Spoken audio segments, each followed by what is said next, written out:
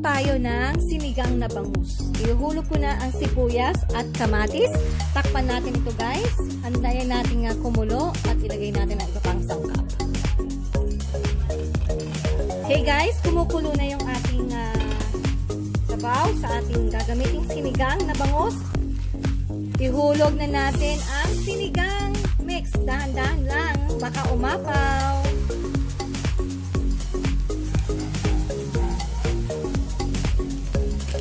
Yan. After natin mailagay ang sinigang mix, ihulog na natin ang radish.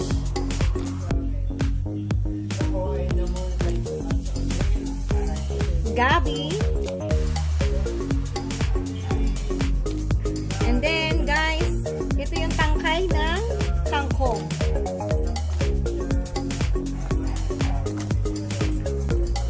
Takpan uli natin ito guys hanggang sa maluto yung mga gulay. Ayun na guys, medyo malambot na yung mga gulay natin inihulog ng una. Ihulog naman natin ang eggplant.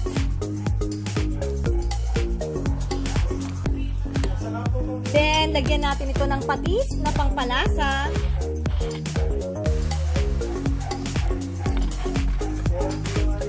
Takpan uli natin ito guys.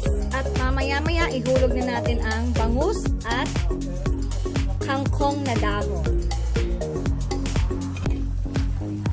Ayan, after nang natin mailagay ang ibang gulay, isunod na natin ang dahon ng kangkong. At ang ating siling green at bangus na isda.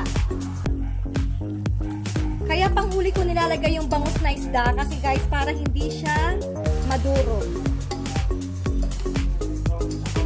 Yan, pasulakan lang natin ito guys.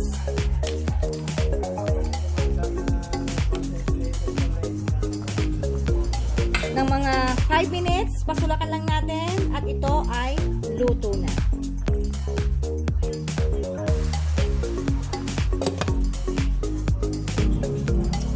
Okay guys, 5 minutes is over. So kung nakikita nyo, hindi labog ang aking mga vegetables at ang fish ay hindi rin siya labog. Kasi sa huli ko nilalagay yung isda.